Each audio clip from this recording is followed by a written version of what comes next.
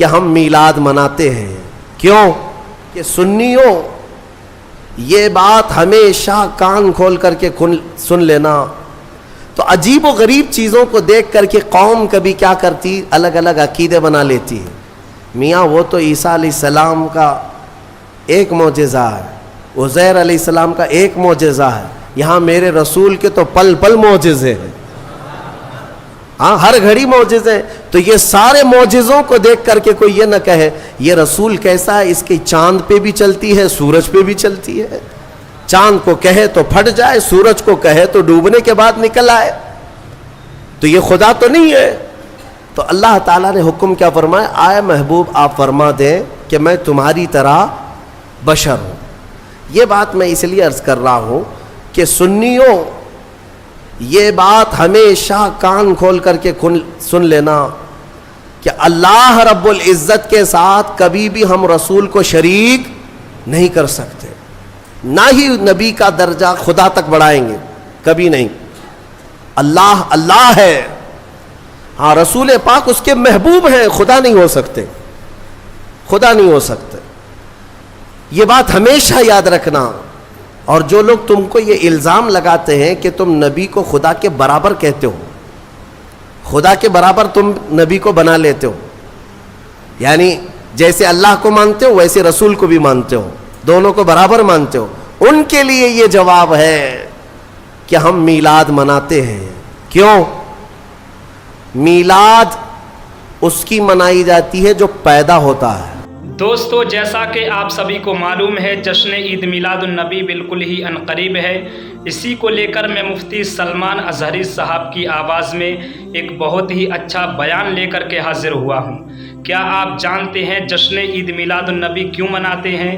حضور نے کون کون سے معجزے دکھائے؟ معجزہ کسے کہتے ہیں؟ بہت ساری باتیں ہیں ہم حضور کے تعلق سے اس بیان کے اندر جانیں گے. آئیے بغیر دیری کے بیان کو شروع کرتے ہیں. پورا بیان سنیں گے مفتی سلمان ازہری صاحب کی آواز میں. تو عجیب و غریب چیزوں کو دیکھ کر کے قوم کبھی کیا کرتی, الگ الگ عقیدے بنا لیتی ہے. میاں وہ تو عیسیٰ علیہ السلام کا ایک معجزہ ہے, عزیر علیہ السلام کا ایک معجزہ ہے, یہاں میرے رسول کے تو پل پل معجزے ہیں, ہاں ہر گھڑی معجزے ہیں. تو یہ سارے معجزوں کو دیکھ کر کے کوئی یہ نہ کہے یہ رسول کیسا ہے, اس کی چاند پہ بھی چلتی ہے, سورج پہ بھی چلتی ہے. چاند کو کہے تو پھٹ جائے, سورج کو کہے تو ڈوبنے کے بعد نکل آئے. تو یہ خدا تو نہیں ہے. تو اللہ تعالیٰ نے حکم کیا فرمایا, آئے محبوب آپ فرما دیں کہ میں تمہاری طرح بشر ہوں. یہ بات میں اس لیے عرض کر رہا ہوں کہ سنیوں یہ بات ہمیشہ کان کھول کر کے سن لینا کہ اللہ رب العزت کے ساتھ کبھی بھی ہم رسول کو شریک نہیں کر سکتے, نہ ہی نبی کا درجہ خدا تک بڑھائیں گے, کبھی نہیں. اللہ اللہ ہے, ہاں رسول پاک اس کے محبوب ہیں, خدا نہیں ہو سکتے, خدا نہیں ہو سکتے. یہ بات ہمیشہ یاد رکھنا. اور جو لوگ تم کو یہ الزام لگاتے ہیں کہ تم نبی کو خدا کے برابر کہتے ہو, خدا کے برابر تم نبی کو بنا لیتے ہو, یعنی جیسے اللہ کو مانتے ہو ویسے رسول کو بھی مانتے ہو, دونوں کو برابر مانتے ہو, ان کے لیے یہ جواب ہے کہ ہم میلاد مناتے ہیں. کیوں؟ میلاد اس کی منائی جاتی ہے جو پیدا ہوتا ہے, اور رسول پیدا ہوئے. خدا کی کبھی میلاد منائی؟ کیوں؟ خدا کبھی پیدا نہیں ہوا. لم یلد ولم یولد ہمارا عقیدہ ہے, نہ وہ پیدا ہوا ہے کسی سے اور نہ اس سے کوئی پیدا ہوگا. خدا کی ولادت کا دین نہیں آ سکتا, نہ ہی اس کا میلاد ہو سکتا ہے. رسول کا میلاد سنی منا کر یہ بتاتے ہیں کہ رسول پیدا ہوئے ہیں اور ہم رسول کو خدا کے برابر نہیں مانتے. یہ میلاد بھی جو ہے شرک کو ختم کرنے کا ذریعہ ہے, شرک کو ختم کرنے کا ذریعہ ہے کہ کہیں کوئی انجانے میں یہ نہ سمجھ لے کہ رسول بھی خدا کے برابر ہے. نہیں, ہم بار بار میلاد منا کے بتائیں گے رسول پیدا ہوئے تھے اور خدا پیدا نہیں ہوتا. آخر میں اتنا ہی کہوں گا, میں مانتا ہوں اے عقل والو میرا محمد خدا نہیں ہے, مگر دلوں میں یہ نقش کر لو کہ وہ خدا سے جدا نہیں ہے. یہ عقیدہ ہے. بہرحال سورہ مائدہ کی کچھ آیتیں آپ کے سامنے عرض کر دیتا ہوں. سورہ مائدہ میں اہم آیت ہے. اللہ تعالیٰ نے فرمایا من قتل نفسا بغیر نفس او فساد فی الارض فکأنما قتل الناس جمیعا. جس نے ناحق کسی ایک انسان کا قتل کیا اس نے پوری انسانیت کا قتل کیا, پورے دنیا کے انسانوں کا قتل کیا. ومن احیاہا فکأنما احیا الناس جمیعا. اور جس نے کسی ایک کو بچایا, کسی ایک کی زندگی کی حفاظت کیا, گویا کہ اس نے پوری انسانیت کو بچایا. اتنی بات یاد رکھ لینا کہ اگر تمہارے ہاتھوں سے قتل ہوا تو یہ سب سے بڑا گناہ ہے, سب سے بڑا گناہ ہے. مرڈر کرنا, قتل کرنا, اسلام میں اس چیز کی اجازت ہی نہیں ہے. ناحق, ناحق. ہاں حق کے ساتھ کچھ جگہوں پر ہے, کچھ جگہوں پر ہے. وہ قتل و قتال کی باتیں جب آئے یا جہاد کے معاملات آئیں تو وہاں پر میں کبھی ذکر کروں گا, لیکن ناحق کسی کو قتل کرنے کی اجازت اسلام ہرگز نہیں دیتا.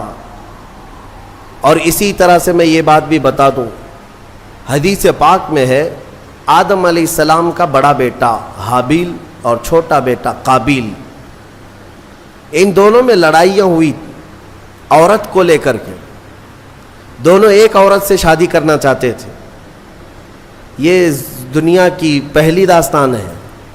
آدم علیہ السلام آئے ہیں اور ترنت ابھی اولاد اور نسل شروع ہو رہی ہے.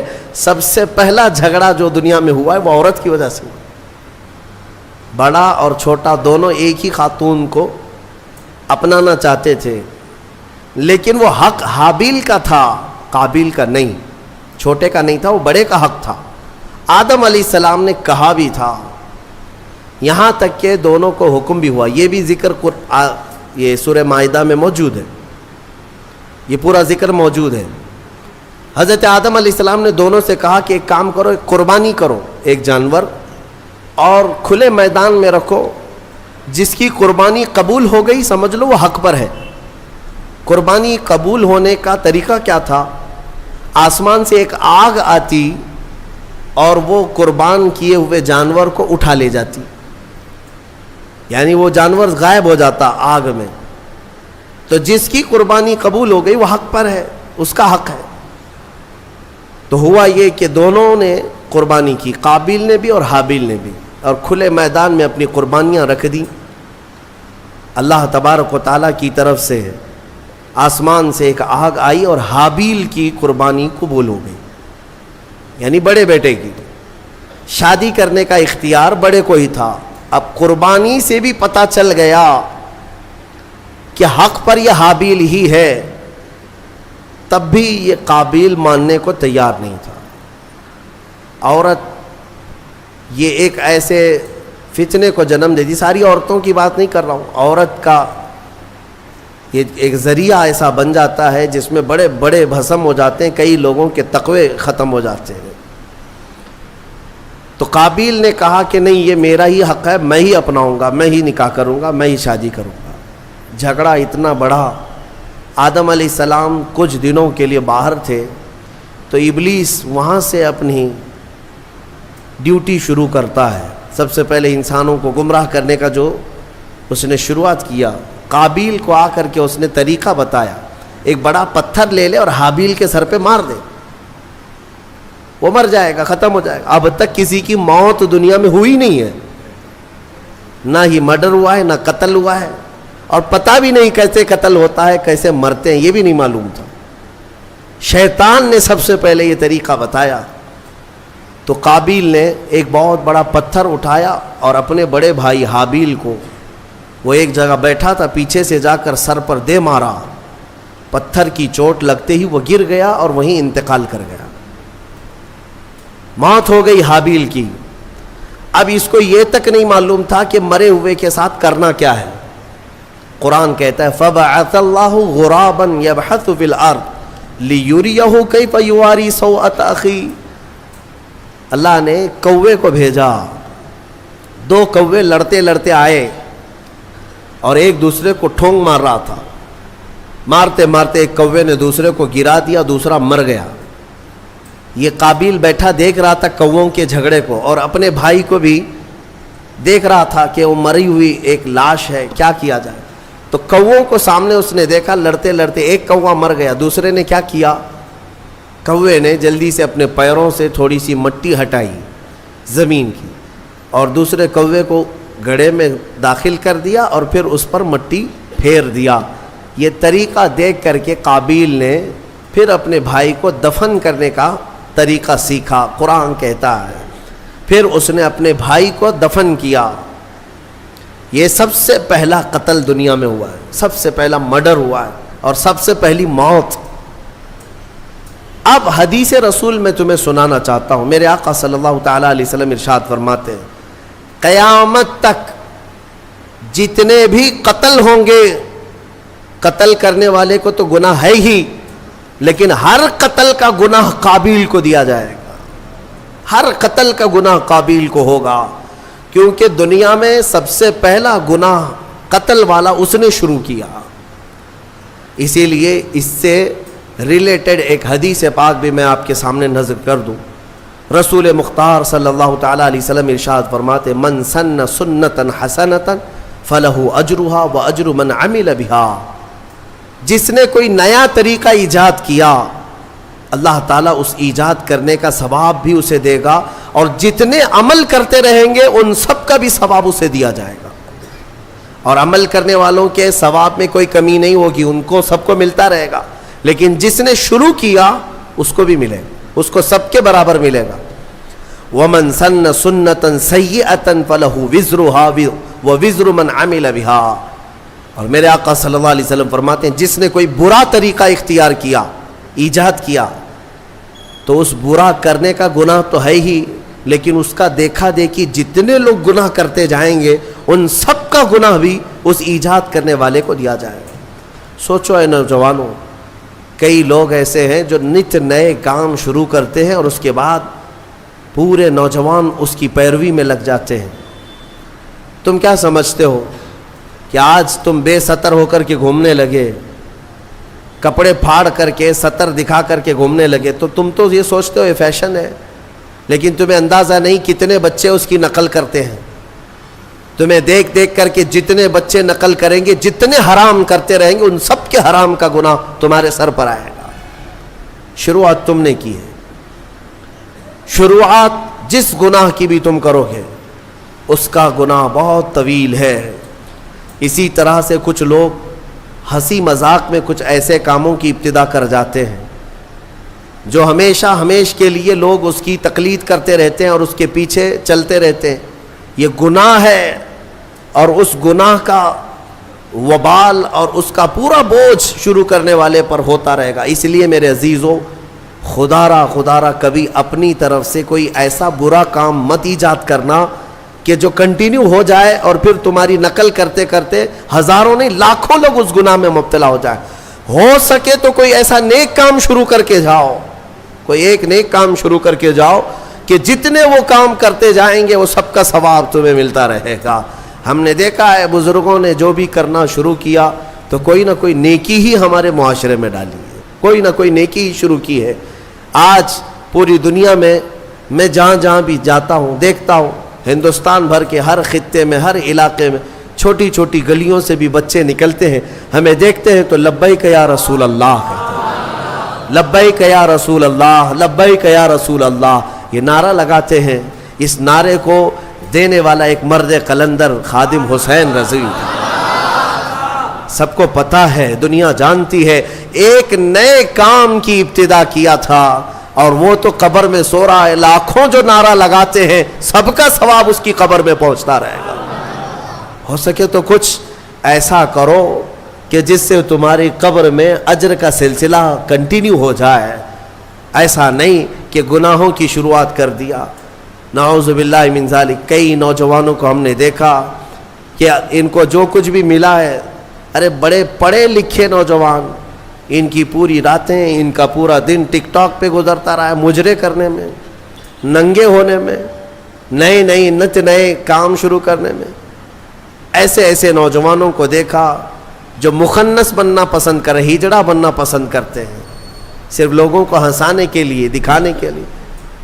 مرد عورتوں کا لباس پہن کر کے، عورتیں مردوں کا لباس پہن کر کے ناچ کر کے دکھائے. ہم نے پوچھا یہ کیا ہے، اس سے ہوتا کیا ہے؟ کہا بس منورنجن ہے. کہا پھر تیار رہو قبر میں سارے منورنجن کے لیے. جتنوں کو تم نے تباہ و برباد کیا، جتنوں کے اخلاق کو تم نے ختم کیا، ان سب کا بھی وبال تمہارے اوپر ہوگا. حدیث رسول ہے برے کام کی ابتدا تم سے نہ ہونے پائے. کوشش یہ کرو کہ تم راستہ چلو تو بچے تمہیں دیکھ رہے ہوتے ہیں اور یہ سب نقل کریں گے، ایڈاپٹ کریں گے، ہر چیز کو کیپچر کرتے ہیں. تو کوشش یہ کرو کہ ہماری اچھی چیزیں ان بچوں میں منتقل ہو جائیں، برائیاں نہیں. اللہ تبارک و تعالی برائیاں ایجاد کرنے کی بجائے ہمیں اچھائیوں کی ایجاد کرنے کی توفیق عطا فرمائے. میں نے جو آیت ذکر کی آپ کے سامنے، جس نے ایک قتل کیا اس نے پوری دنیا کا قتل کیا. اس تفسیر میں ایک بہت ہی پیاری حکایت مولا علی کرم اللہ وجہہ الکریم کے متعلق ملتی ہے. حضرت علی کے زمانے میں ایک ایسا معاملہ پیش آیا، ایک آدمی کا مرڈر ہو گیا، قتل ہو گیا ہے. چاقو وہاں پڑی ہے، خون میں وہ لت پت ہے، اور اس کے قریب ایک آدمی کھڑا تھا. پولیس گزر رہی تھی، اس زمانے کی جو پولیس رہی ہو. حضرت علی رضی اللہ تعالیٰ عنہ کے جو عمال تھے وہ گزر رہے تھے. سپاہی دیکھا ایک آدمی کا قتل ہوا ہے، تازہ خون بہ رہا ہے، چھری ہے، اور ایک آدمی ہے وہاں پر. اس کو پکڑ لیا، وہی قاتل، کوئی اور تھا ہی نہیں، آس پاس کوئی نہیں تھا. اس کو پکڑ لیا. وہ اس وقت اس لیے پکڑا کہ ظاہری حالات تو یہی بتا رہے تھے کہ وہ قاتل ہے. یہ اس زمانے کی بات ہے. یہاں تو ایسا ہے کہ دلی میں ہو جائے تو یہاں کرناٹک میں آ کے اٹھا لے جائیں گے. یہاں تو کوئی مسئلہ نہیں ہے کہ کہیں سے بھی کوئی بھی چاہے نشان نہ ملے اٹھایا جا سکتا ہے. لیکن اس وقت حالات ایسے تھے کہ قاتل جو ہے کوئی نظر نہیں آیا سوائے اس ایک آدمی کے. اس کو پکڑ کر لایا گیا حضرت علی کرم اللہ وجہہ الکریم کی بارگاہ میں. تو پھر وہاں پر فیصلے میں ثابت ہو گیا کہ اسی نے قتل کیا، کیونکہ سپاہی جو تھے وہ گواہی دے رہے تھے کہ ہم نے اس کو دیکھا ہے، رنگے ہاتھوں پکڑا ہے، اس کے جسم پر خون کے دھبے بھی تھے، اور کون ہوگا. تو بہرحال حضرت علی نے فیصلہ سنایا کہ قاتل ہے، اس کی سزا قتل ہے، قصاص میں قتل ہوگا. اب اس کو پھانسی پر چڑھایا جا رہا تھا. تھوڑی دیر گزری تھی کہ عدالت میں ایک شخص دوڑتا دوڑتا آیا، اور آیا اس نے کہا کہ امیر المومنین وہ شخص ناحق مارا جا رہا ہے، وہ پھانسی پر چڑھ رہا ہے ناحق، وہ قاتل نہیں ہے، آپ اسے چھوڑ دیں، آزاد کر دیں. حضرت علی نے پوچھا پھر قاتل کون ہے؟ اس نے کہا میں ہوں، میں نے قتل کیا، لیکن میں وہاں سے ایسے غائب ہو گیا تھا کہ یہ شخص موجود تھا. اس نے چھری بھی اٹھائی اور اس کے ہاتھ پیر خون سے لال بھی تھے، لیکن اصل میں مجرم ہوں، اسے چھوڑ دیں. مجھے اس پر ترس آ گیا کہ ناحق وہ مارا جا رہا ہے، اس لیے میں حاضر ہو گیا، اسے چھوڑ دیں. حضرت علی نے اسے چھوڑ دیا. اب جو اصلی قاتل تھا اسے پکڑا گیا، اس کو لایا گیا. اب ظاہر سی بات ہے اب یہ اقبالی مجرم ہے، اقراری مجرم ہے. تو اس کو جب سزا سنائی جا رہی تھی تو حضرت امام حسن رضی اللہ تعالیٰ حضرت علی کے صاحبزادے، عمر اس وقت جو بھی رہی وہ جوان تھے، آئے دربار میں، کہا کہ امیر المومنین اس شخص کو بھی آزاد کر دیجیے، اس شخص کو بھی آزاد کر دیجیے، آپ معاف کر دیجیے. کہا کیسے، ایک قاتل کو کیسے آزاد کیا جا سکتا ہے؟ تب حضرت امام حسن نے اسی آیت سے استدلال کیا، دلیل میں یہ آیت پیش کیا. ابا جان کیا ہم نے قرآن میں یہ نہیں پڑھا؟ اللہ تعالیٰ فرماتا ہے جس نے کسی ایک کا قتل کیا گویا کہ اس نے پوری انسانیت کا قتل کیا، تو قاتل کو سزا تو ہونی ہے. لیکن آگے رب نے یہ بھی فرمایا جس نے کسی ایک کو بچایا اس نے پوری انسانیت کو بچایا. اس ایک بندے نے ناحق مرنے والے کو بچا لیا. آپ کے ہاتھوں وہ پھانسی پر چڑھ جاتا، ناحق مرتا، اس کو اس نے بچایا. اس بچانے کی وجہ سے اس کو آپ آزاد کرتے ہیں۔ فیصلے میں اس شخص کو آزاد کیا گیا۔ میرے عزیزو، یہ آیت کریمہ سے میں یہ بتانا چاہوں گا کہ الحمدللہ اسلام نہ کبھی آتنک، نہ دہشت، نہ ٹیرر جیسے الفاظ کا اپیوگ کرتا ہے، استعمال کرتا ہے، اور نہ ہی ہم نے کبھی اپنی ڈکشنریوں میں اس کو دیکھا ہے۔ قتل اور ڈرانا، دھمکانا یہ دنیا کے حصے میں ہے، اسلام کے دامن میں نہیں ہے۔ الحمدللہ یہ ہو کیا رہا ہے، ہمارے لوگ پڑھے لکھے کم ہیں، اور جو میڈیا بتا دے اس کو آمنا صدقنا کر جاتے ہیں۔ ہاں صبح سے شام تک یہ بھونک رہے ہیں، صحیح ہوگا، دیکھ کر کے کچھ لوگوں کو ایسا لگنے لگا ہے کہ ہاں یہ صحیح ہوگا۔ ان کا کام یہ ہے کہ ایک جھوٹ کو 100 بار بولتے جائیں۔ میاں یہ میڈیا کب بکرے کو کتا بنائے اور کب کتے کو بلی بنائے تمہیں کچھ نہیں پتا چلے گا، تم تو مانتے رہ جاؤ گے۔ آپ نے سنا ہوگا نا، ایک شخص بازار سے بکرا خریدا، 3 لوگوں نے طے کر لیا تھا کہ اس کو ہڑپنا ہے، لیکن پلاننگ کیسے کی تھی؟ 4 لوگ تھے، یہ چاروں ٹھگیوں نے برابر فاصلے پہ راستے میں کھڑے ہو گئے۔ بکرا خریدا ہے بیچارہ بھولا آدمی، لے جا رہا ہے گھر پہ۔ پہلا والا اس سے کہتا میاں کتا کتنے کا خریدے؟ جھگڑنے لگ گیا کہ بیوقوف ہے، کتا لگ رہا ہے تجھ کو، یہ بکرا ہے، مارکیٹ سے ابھی خرید لایا ہوں، آنکھیں ہیں یہ کیا ہے تیری؟ بہت جھگڑا کیا۔ بہرحال پہلا والا تو چلا گیا، آگے وہ چلا، تھوڑی دیر کے بعد راستے میں دوسرا والا تھا، وہ بھی انجان بن کے کھڑا تھا۔ گزرتے اس نے کہا میاں کتا تو بڑا اچھا ہے تمہارا، سیم ورڈ، سیم وہی بات کہا۔ تو پھر اس کو غصہ آیا کہ بھائی یہ کتا کیوں کہہ رہے ہو، بکرا ہے۔ لیکن دل میں تھوڑا سا ہونے لگا، پہلا والا بھی بولا، اب یہ دوسرا والا بھی بولا۔ اس کے بعد پھر اس سے بھی تھوڑا تو جھگڑا ہوا، آگے بڑھا، تیسرا بھی برابر پوائنٹ پہ کھڑا تھا۔ ایک دوسرے کی کوئی شکل ملتی جلتی نہیں ہے، لباس نہیں ہے، راستہ الگ ہے۔ تیسرا بھی ملا اور کہا میاں کتا کتنے کا خریدے؟ بہت اچھا کتا ہے۔ اب اس کا شک بڑھ گیا، میری آنکھیں تو کہیں اندھی نہیں ہے، میں بکرا لایا تھا کہ کتا لایا؟ وہ ٹٹول کر کے دیکھنے لگا، کہیں دھوکہ مجھے تو نہیں ہو رہا ہے؟ ایسا کیسے ہو سکتا ہے کہ 3 لوگ وہ بھی راستے میں الگ الگ سب کتا ہی بول رہے ہیں، بکرا نہیں کہہ رہے؟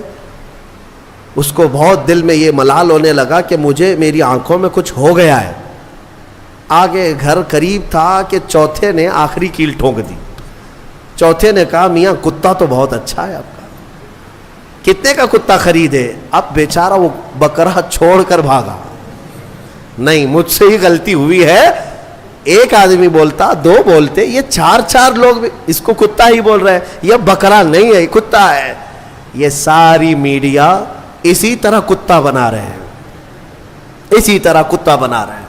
تمہارے پاس بکرا ہے، لیکن بار بار جب کتا کتا کہا جاتا ہے تو لگنے لگتا ہے کہ کہیں ایسا تو نہیں ہے کہ میرے پاس بکرا نہیں ہے۔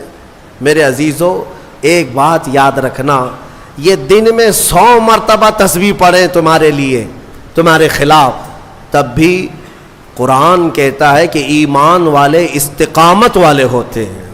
استقامت، ہاں ان پر تو بجلیاں گریں کہ پہاڑ گرے، یہ ٹس سے مس نہیں ہوگا، بلکہ مومن کا عقیدہ یہ ہے کہ اللہ ایک ہے، محمد سچے رسول ہیں۔